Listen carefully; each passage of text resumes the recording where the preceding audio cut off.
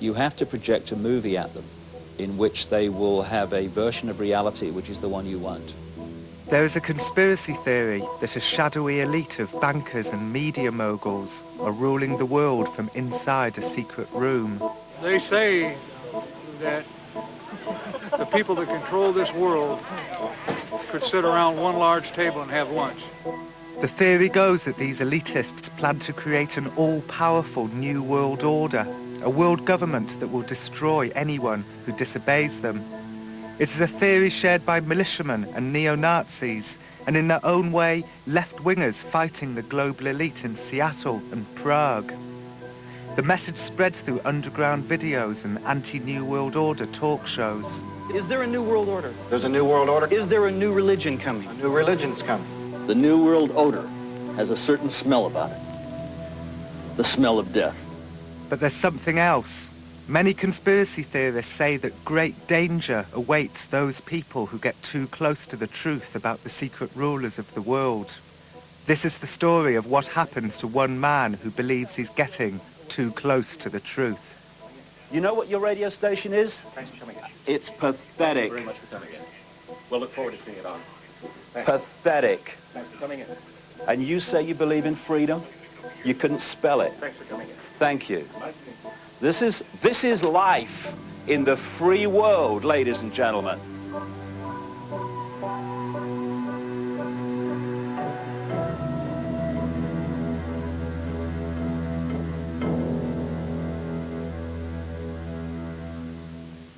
Oh, I know where I am now.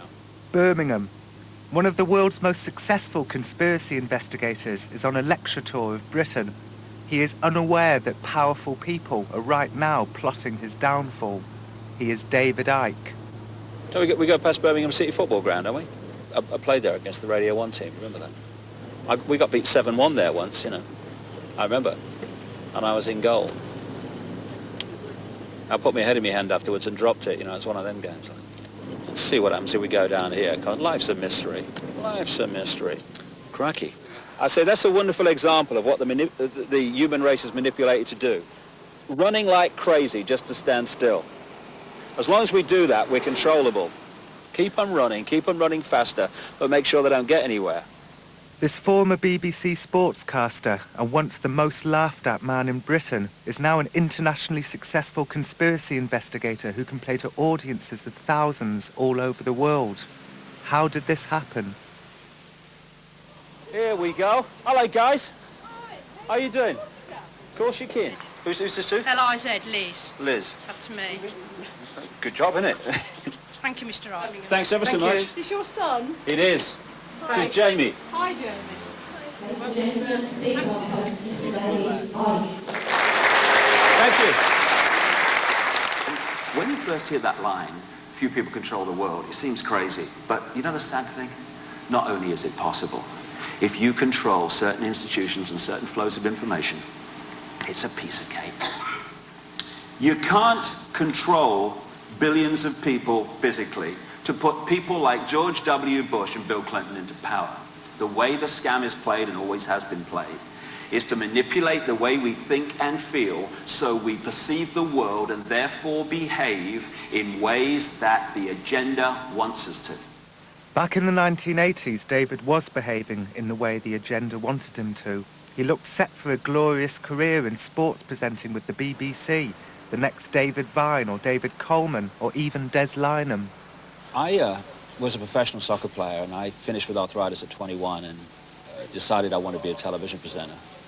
And I worked my way up to be that. I wanted to front grandstand and all that stuff. Well, just 3 months after the disappearance of Shergar, racing has been stunned by the death from natural causes of the 1979 Derby winner, Troy. That must have been fun, right? Well, yeah, it was in the early days, but I got bored with it very quickly. The key point came in the late 1980s. It's a strange story. I was working for the BBC still at the time, and I just felt this presence around me, like when I was in a room alone, there was someone else there.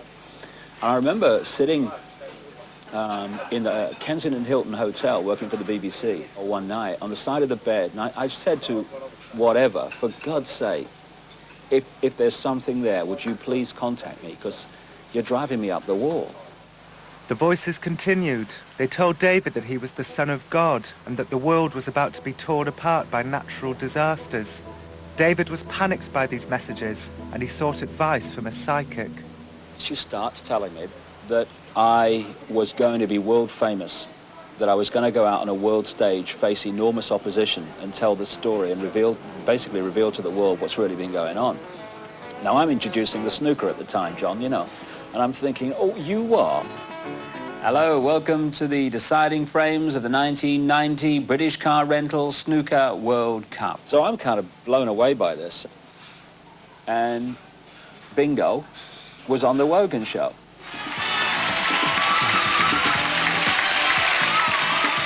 Let me get the story right. The press claim that you claim to be the Son of God. Mm-hmm. Is that true? Yes, you see, the thing is that, it's quite funny, really. You know, 2,000 years ago, had a guy called Jesus sat here and said these same things, you would still be laughing. It's really, really funny that we've not really moved on that much. The conscious level was doing the interview, and another level of me was observing and going, oh my God, what's going on here? When may we expect tidal waves, eruptions, earthquakes? When these things happen... As they will? As they will, my goodness, they will. When is the first thing going to happen? Well, it will certainly happen this year. The first sequence will begin this year. What will happen if they don't happen? What will happen to you? They will happen because if they don't happen, there will be no Earth. I remember this moment, watching it at home on TV. David said this with such conviction that the audience stopped laughing for a moment. This kind of thing can still shake us up. Could David Icke actually be a soothsayer? At that moment, I think the nation looked to Terry Wogan for guidance. How would he respond? You know, the best way of removing negativity is to laugh and be joyous. So I'm delighted that there's so much laughter in the audience tonight. But no, but just let me say this. They're laughing at you. They're not laughing with you. Fine. It had a very profound impact on me, the result of that interview. Because I couldn't walk down any street in Britain without being laughed at by most of the people. If I'd have been in this little chef, if there were any people here, and this happened to me many times following the Wogan show, people would be giggling and laughing all over the place. Going into a bar or a pub, well, forget it. Then you go home and you'd turn the telly on and there'd be a comedian. I only had to say my name and they had a laugh. What I've heard you say sounds absolute lunacy to me. Yeah. And I still think you're soppy as a box of frogs. Yeah. David Icke, thanks very much indeed. If you had a brain cell, it would die of loneliness. And the scores are teetering on the brink of being exciting. What with Paul and David with 6 and with Ian and Nick with 13. We need a miracle, David.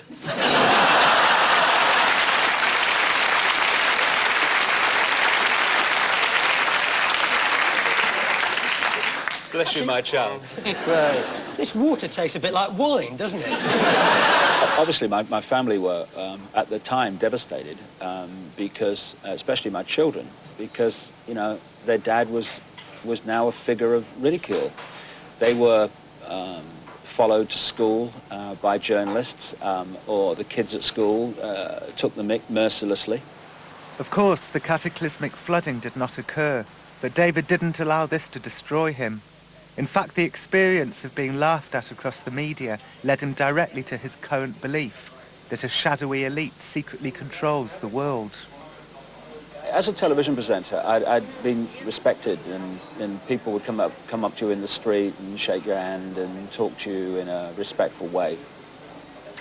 And then suddenly, and I mean suddenly, overnight, that was transformed into Icke's a nutter. That was so important for me in understanding, when I started to get into the manipulation, the agenda, the conspiracy, in understanding how it was possible for a relatively few people in key positions to run the world. They do it by manipulating the way people think and feel. David's new theory struck a chord. Few people had believed him to be the Son of God, but many agreed that a shadowy elite, an Illuminati, was secretly ruling the world. His audiences began to grow. And now, as people start to see what I'm about and start to realize that Icke did not go crazy, And they're now being able to lift their heads up and say, that's my dad. You laughed at him, didn't you? But look at him now. The conspiracy theory world is highly competitive, and ever since David burst onto the scene with his extraordinary new theory about the genetic origins of the shadowy elite, his fellow conspiracy investigators have been scandalized. Now is the time! Not tomorrow! Not next week! Not next year! We're engaging an info war. Everywhere I've been, meeting people who are trying to uncover the great conspiracy, the subject of David Icke always seems to come up. So what's David Icke doing on TV? We have a lot of different producers. You just get tired of the real meat and potatoes, the real issues. So he's gone for all the ridiculous Hollywood stuff of David Icke and the blood-drinking lizard people. So what does David Icke do? He talks about the Federal Reserve, the Bank of England, these global elitists, these power structures, all real, all true, all demonstrated by bills and executive orders and prime ministers and premiers and presidents. All real, meat and potatoes, something you can bite into, something that is easily demonstratable. And then you've got David Icke at the end of all this. He says, by the way, they're blood-drinking lizards. Who's going to have the guts to stand up on a stage and say that reptiles run the world? I mean, who's going to do it? No one's ever going to do it. We're never going to find out, are we? So people were coming up to me and telling me how they had seen people, overwhelmingly in positions of power, though not always, turn in front of their eyes into a reptilian humanoid figure and then go back again. And of course you hear one and you think, ooh. And you hear two and you think, oh my God, back burner. You hear three, you hear four, you hear five, you hear six in different countries. Now these nodules on their head are something that come up again and again. And for some reason, drinking human blood, particularly the blood of blonde-haired, blue-eyed people, seems to be very beneficial to holding mammal codes open. Blood, Al Gore needs blood to drink. So does Prince Philip. I mean, it's asinine. And it's being picked up by people, and so it discredits all the reality people are talking about. And that's the problem with David Icke. He's got a good line to a point, and then he discredits it all. It's like a turd in the punch bowl. That's his job. He's got this nice big thing, you know, this nice fruit punch, nice ice cubes floating around in it, you know, and then he takes a big dump right in the middle of it, and no one's going to drink out of that punch bowl. But is he in league with them to do that? I think he knows what he has to do in a controlled world to get away with what he's doing and be given attention. And he's either a smart opportunist con man, or he's completely insane, or he's working for them directly. But I tend to think he's just a con man who understands how things works and is just a real opportunist. It's 1 a.m. David has lectured for the last 6 hours, as he does most nights all over the world. During the past few nights, he's sold hundreds of copies of his lizard book, The Biggest Secret. I just want to say I felt very inspired by it. Right. Well, I do this all over the world, week after week after week. You know, I'm inspired by it. You know, we're moving so many books in the States now. Biggest Secret. Yeah. And the second edition is 20% better than the first. I mean, when things like this documentary go out, it's going to fly. Yeah. I'm as well known in South Africa now as I am in Britain. Yeah. Oh, for fuck's sake! God, I'm so knackered. I haven't seen you score a goal yet, JJ. Oh no! Oh, here we go. Oh! Come on. Come on, Leicester You against... see if you can score against Leicester against Liverpool. Oh, I've got to do it with this. It's a bit more style, isn't it? David is not bothered by his fellow conspiracy theorists' antipathy towards him. Oh, he scored! He's a loner who doesn't need the approval of his peer group. What's this going to be a market tomorrow, is it? See, exposing the world conspiracy and then selling fruit and veg. But now there's some real trouble brewing for David, something that might even destroy him.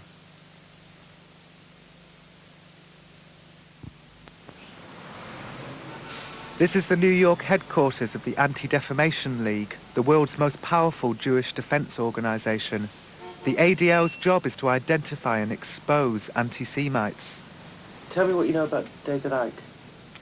I know that he about yearly makes a tour of the United States. He is a New Age guru. And unfortunately, his philosophy is tainted with anti-Semitism.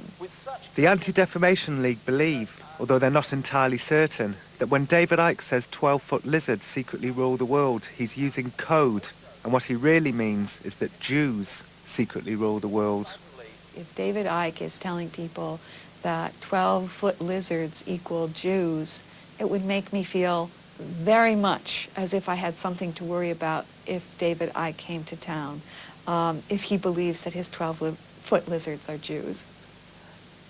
The question is, does he believe that? It's hard That's to know that's a very good question. If he just believes that they're 12-foot lizards, there are probably reason to be concerned about his health. If he believes that they're 12-foot lizards who represent Jews, there's reason to be concerned for the health of the Jewish community. Knowing what I do about David's past, my guess is that when he says giant lizards secretly rule the world, he really does mean lizards. But I could be wrong.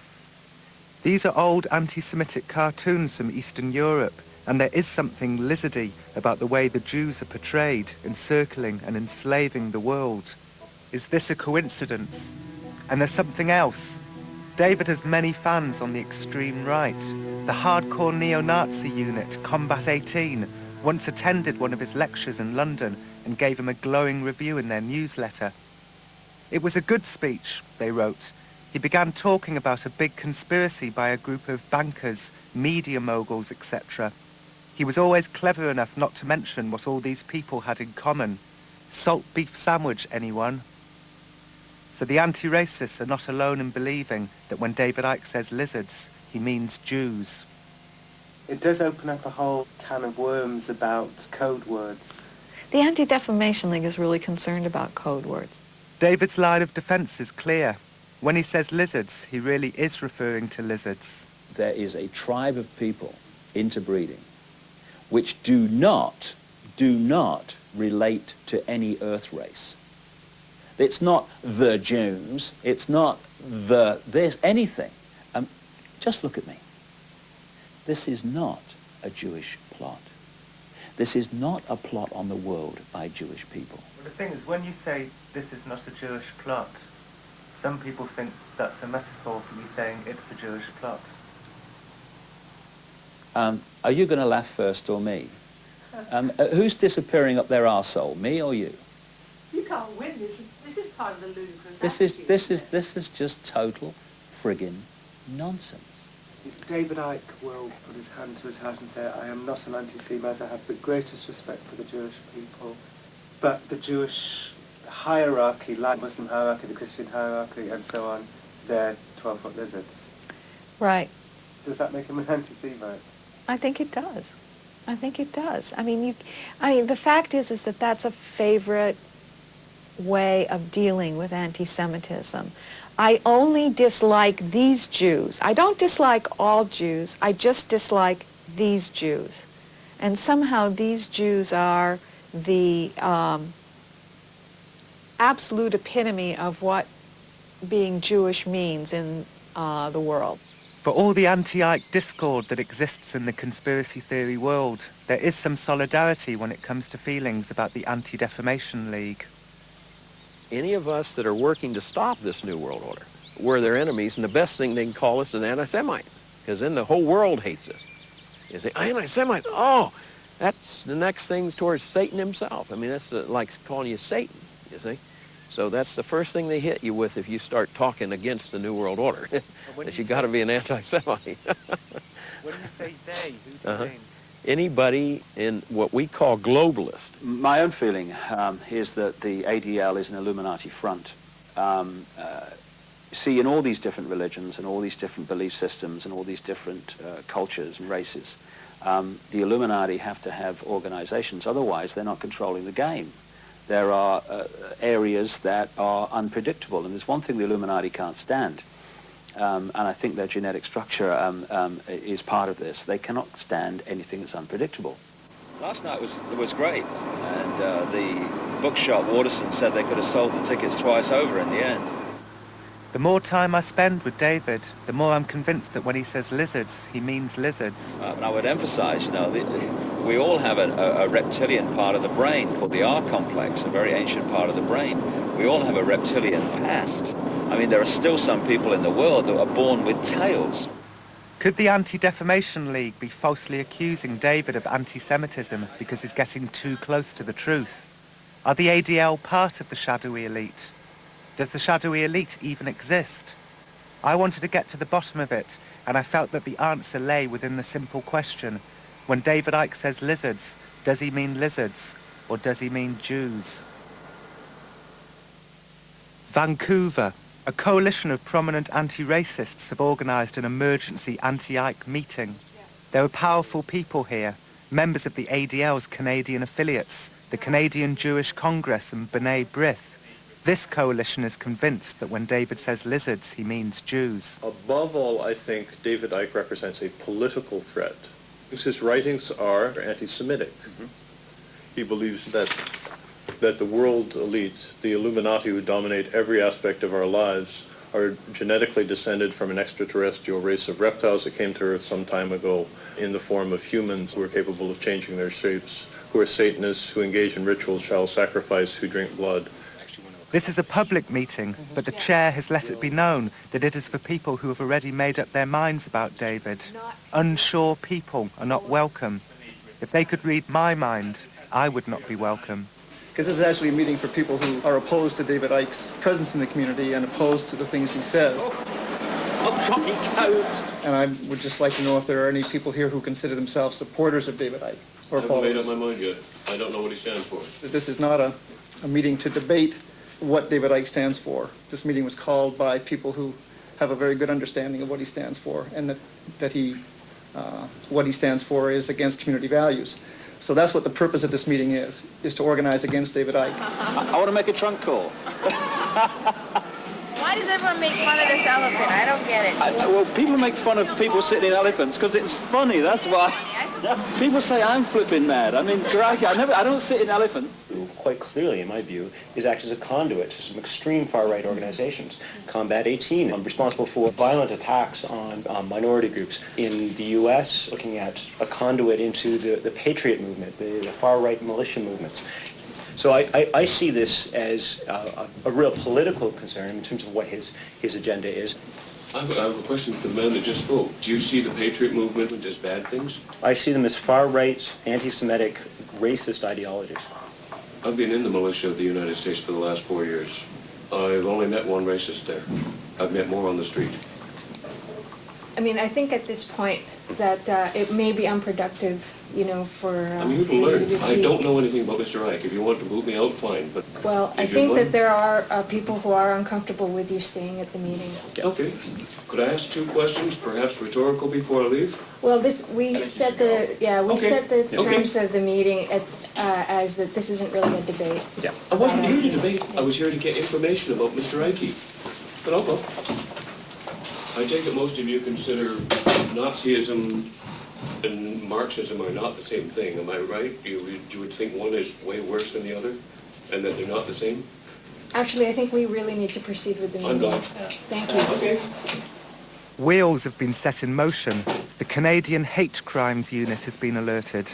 The coalition has also written to ex-Canadian Prime Minister Brian Mulroney to inform him that David Icke is accusing him of being a reptilian, blood-drinking child murderer. But so far, Brian Mulroney has declined to be provoked into legal action.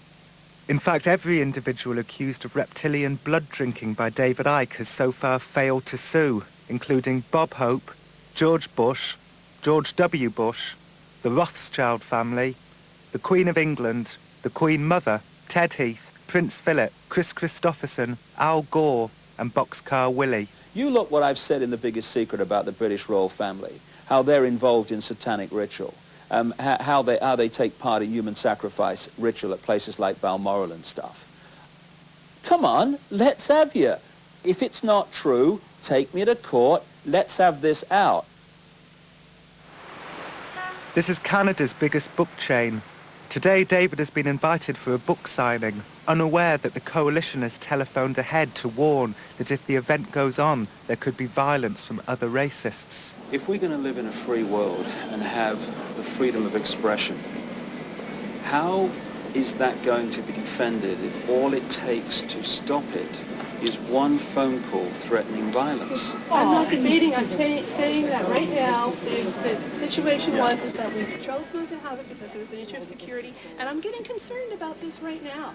Pamela, you're not willing to debate it because you have nowhere to go. Well, that's the truth. If that... Please don't complain when your own freedoms are taken away. Thanks for your time. Yeah, you're very welcome. These are your freedoms. And you don't realize that you're playing a part in destroying your own freedom by being just another clone of a system you're not interested in because it makes life more difficult to think about it. It's your freedom. I could walk away from this.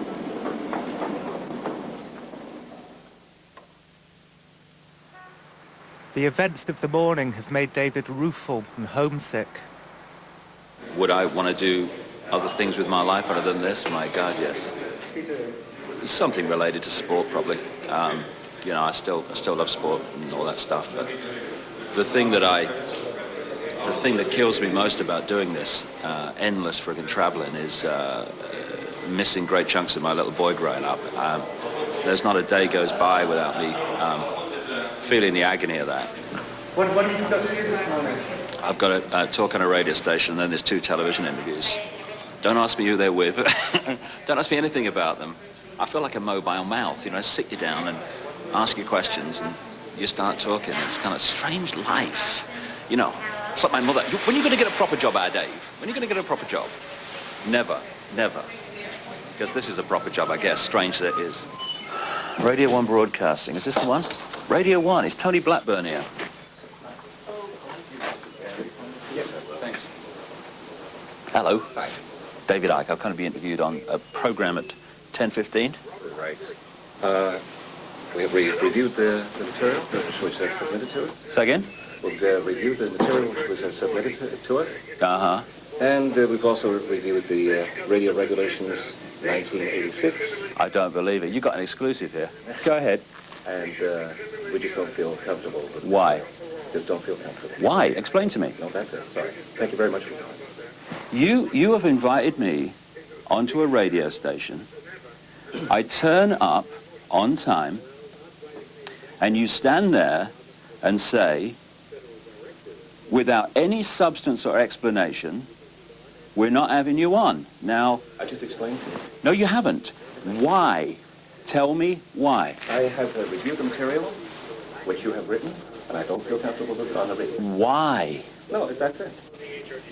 This is what I'm talking about when I say the public are given one version of reality, and people like this at AM 1040 in Vancouver prevent them having another version of reality, which means, of course, that they're getting part of the story and not what they're really entitled to hear. And if you think that not exposing the fact that children are being abused in fantastic numbers, my friend, is too much for your radio station, then you tell the children who are being abused. Thanks for coming in. You know what your radio station is? Thanks for coming in. It's pathetic. Thank you very much for coming in. And you say you believe in freedom? You couldn't spell it. Thanks for coming in. Thank you. Nice to meet you. This is life in the free world, ladies and gentlemen. And this is one of the architects, unknowingly, of the destruction of our freedom. Good morning. Good morning, sir. This is unbelievable. No explanation, no substance, no debate, just that's it. No conspiracy, no suppression of information, ladies and gentlemen of the world. Well, you've just seen it yet again. You did say you were sick of doing radio interviews. That's not the point. Whether I have to do one after the other to get this information out is irrelevant to the fact that the information again and again is being suppressed. Why? They'll tell you what the government wants you to know. They'll tell you what the transnational corporations and the stock market want you to know. They won't tell you what they don't want you to know. And people like that are unknowing, frightened little men who are editing the news while claiming to be part of a media that is free. It was in reading some of the writings of David Icke that the decision was taken, hang on a minute, why isn't this guy in the courts of Canada? Because he out and out calls two of our former prime ministers of Canada, he says they are rapists. And I'm also amazed that if he truly believes that there is a superhuman extraterrestrial power overriding everything that happens on this planet that stifles opinion and stifles free speech, then why is he still with us? Why haven't the lizard men taken him out? How's it going? It's 3-0 for us so far. Meaning the radio show? 2 on Seafun. His book signing at Chapters. Actually, Chapters gave us another one. I think it's 4-0 when they kicked him out when their security guards grabbed him by the scruff of the neck and threw him out. So I count that as at least a half. This is Richard Warman of the Canadian Green Party. Richard is leading the campaign against David. His aim is to get David deported and his books seized and incinerated under Canadian hate crimes legislation. That's the other thing. David Icke says that no one has ever read his books. Anyone who criticizes him has never read his books. When David Icke says lizards, does he mean Jews?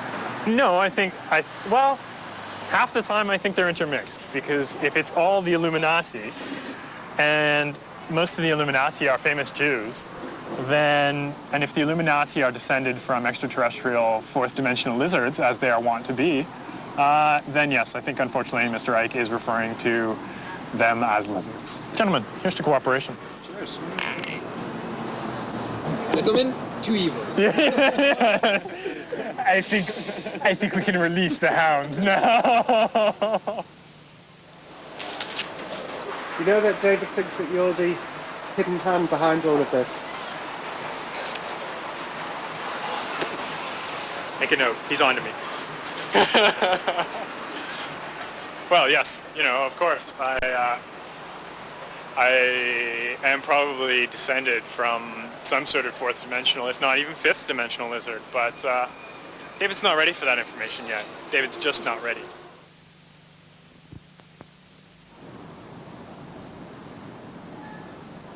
A representative from the Anti-Defamation League is in town to speak at the university. Tony and Erin from the coalition hope to co-opt the audience to their mass anti-Icke picket at David's lecture on Sunday. Now, well, when we talk about Holocaust denial, I think the first thing we have to understand is the nature of the message. On the surface, Holocaust denial, everyone from Ernst Zundel to your fellowness, we were talking about Mr. Icke, who is bringing his lizard show to Vancouver. I would be very surprised if he is not a Holocaust denier. But I don't know specifically, but it sort of goes with the territory. We're organizing a counter picket and leafleting Sunday morning at 9 a.m., and I really encourage people to come out. I'm just going to give you a couple quick quotes just to contextualize what this Icke guy is about. There's an interesting quote which he has on the Anti-Defamation League itself, and I'll just quickly read that.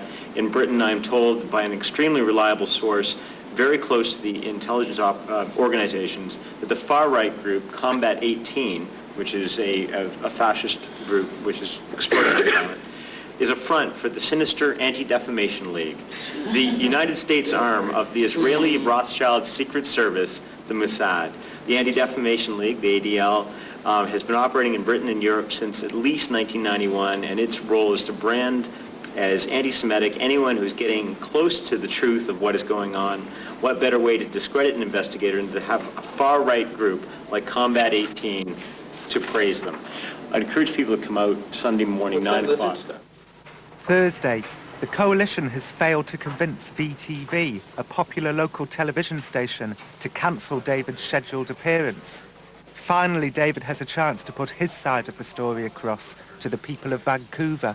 Joining me now is David Icke and SFU psychology professor Dr. Barry Beierstein, who is also president of the BC Skeptic Society. Dr. Beierstein, whether or not Mr. Icke's theories make sense, why do you think he has a following when a lot of people would think that the ideas are completely out of this world? What research have you done on that? I'm just trying to just get this question from Dr. Beierstein. And you make statements like that. That's nonsense. Well, I think the nonsense is in the other side, but that aside, your question was why do people believe it? Well, I think people like to enchant themselves, and this is classic mystery mongering. People want there to be grand conspiracies, and they want the world to be an even more mysterious place than it is, and they want simplistic, pat answers for why they're not happy, why the world isn't the wonderful place they think it should be, and that is more satisfactory. Professor? Just a minute, let me finish. That's more satisfactory psychologically than the sort of thing that science and decent scholarship will say. Well, let's get Mr. Icke to respond to that. Professor, did you major in patronizing the people of British Columbia? Because you really ought to have done. Tell me about... Hold on a second.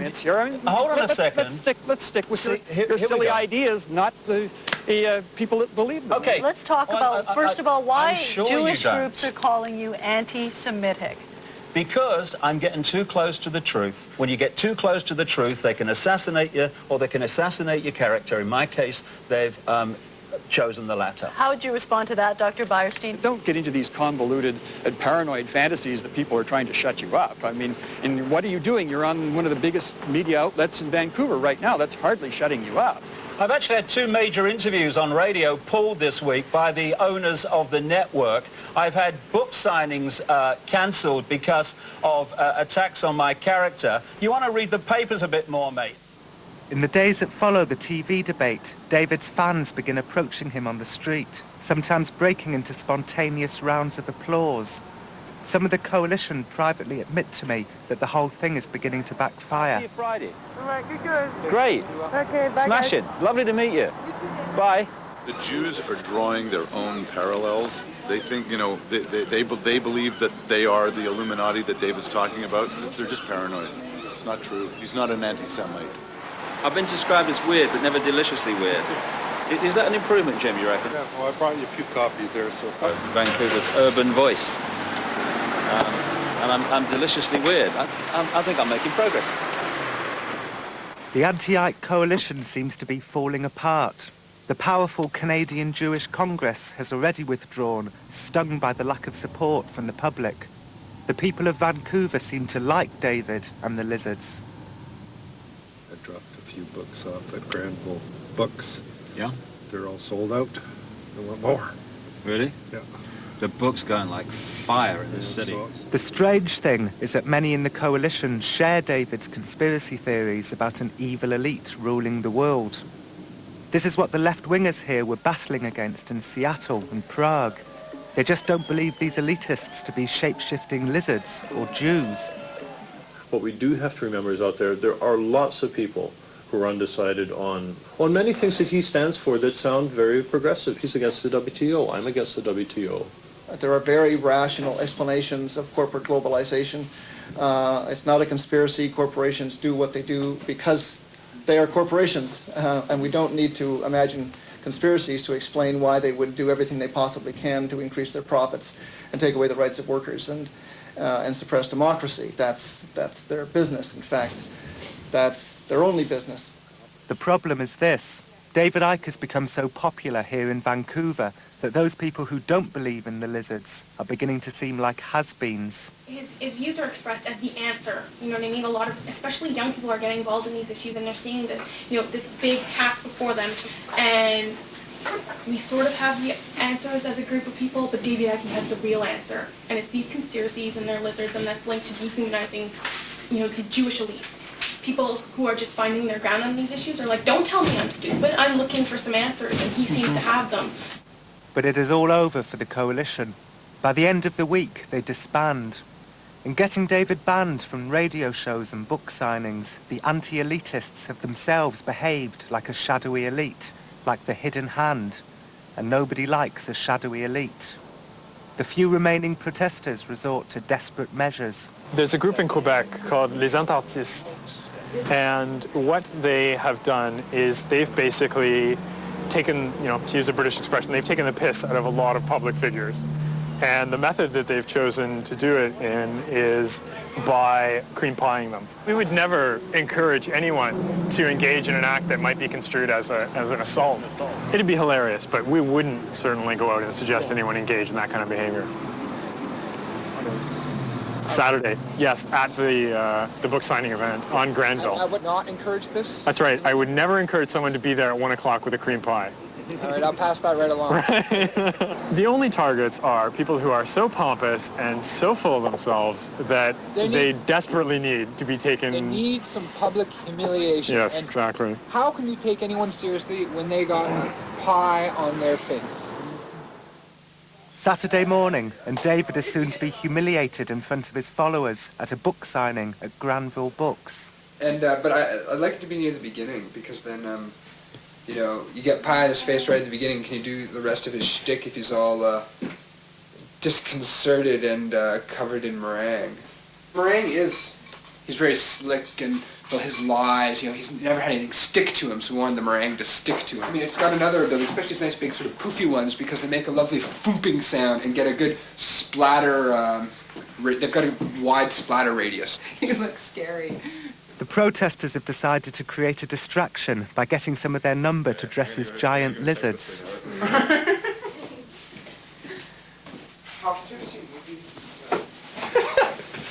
I don't know if we look like the proper kind of New Age flakes. That's the thing, though. It's not just New Age flakes. Like, look at Mr. Militia Man that showed up to the meeting. Like, there's like a lot of different kinds of people. Hey.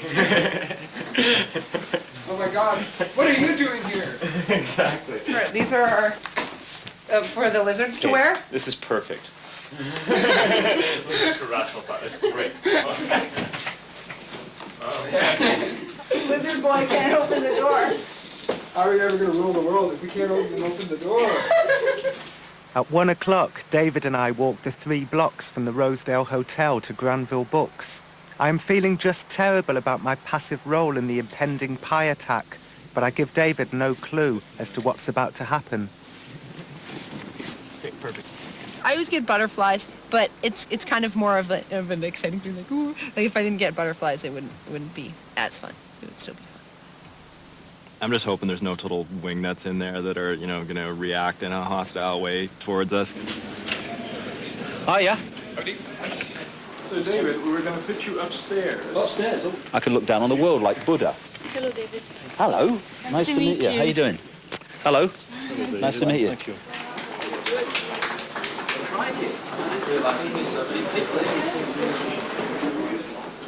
He's up in the balcony, his back to the stairs, and there's a bit of a press scrum right now, actually. There's a bit of a little press scrum going on, and some people lined up and whatnot. What I think there's a great possibility of for les entartiers is just go up the stairs and get them from halfway up the stairs from the side. Life speaks to us all the time, and if you observe life, it's an amazing, constantly repeating library of knowledge. Some centuries ago. Oh, here they come. The circus is here. The reptiles run the world, eh? Talk about your anti-Semitism. Tell us why you didn't do. Oh, come on. Distracting people from real progressive activism with bullshit science fiction stories and anti-Semitic crap. Maybe the lizard should ask the question. Tell us why you're against Jews. Don't care what you have to say. Get out. Don't care. Get out. You're not welcome here. Get out. Get out.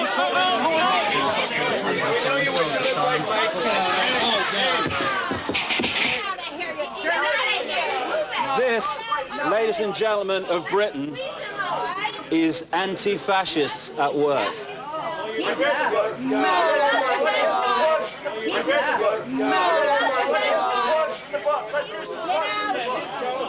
More sugar! The pie throwers left the store in such a hurry, they didn't realise that they missed David and hit the children's book section. I mean, this is par for the course when you're dealing with actions like this. Usually something to do with children get affected by it, you know. Children's books. Yeah? Not quite the same. Show your Mr. Pie and Ruck. Yeah, this is pretty bad. You're going to lose this one. Pie in the face is the ultimate expression of free speech. As far as I'm concerned. But I'm no academic. What'd you do? I was surprised about the violin. Or two people tried to trip me downstairs and one person tried to push me down the stairs and all three of them were old ladies.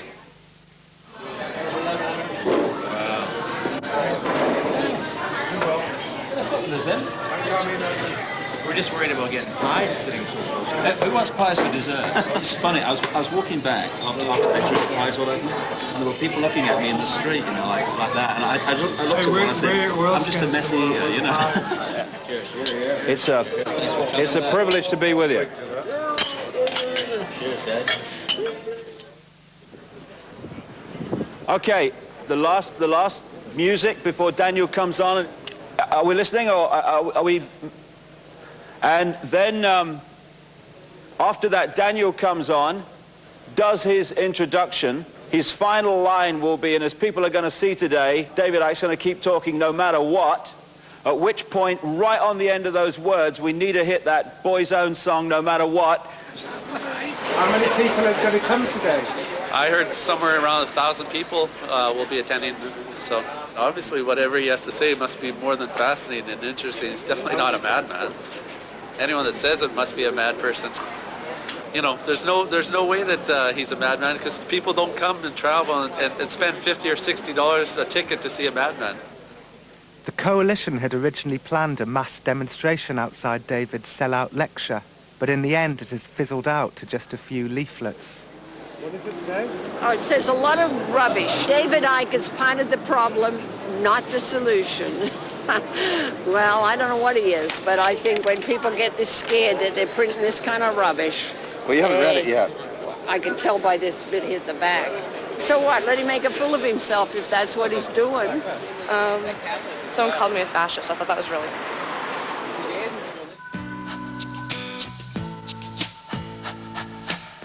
No matter what they tell us, no matter what they do, no matter what they teach us, what we believe is true.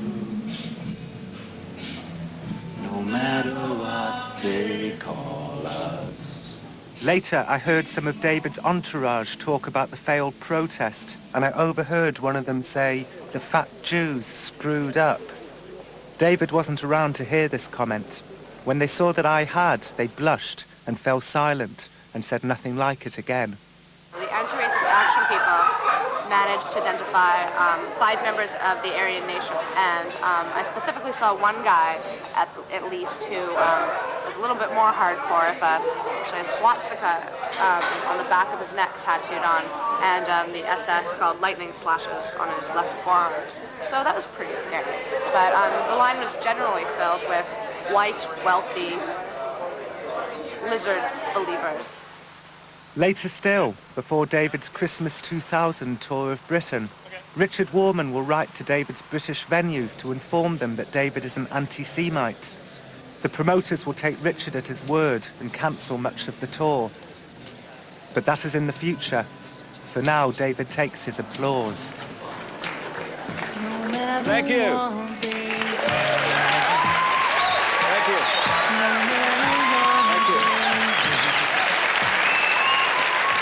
No matter what they teach us, what we believe is true. No matter... Channel 4 apologizes unreservedly for the strong language used earlier on in the program. The book of this series, Them, by John Ronson, is out now, priced at £16. Order your copy directly from the Channel 4 shop with free postage and packaging.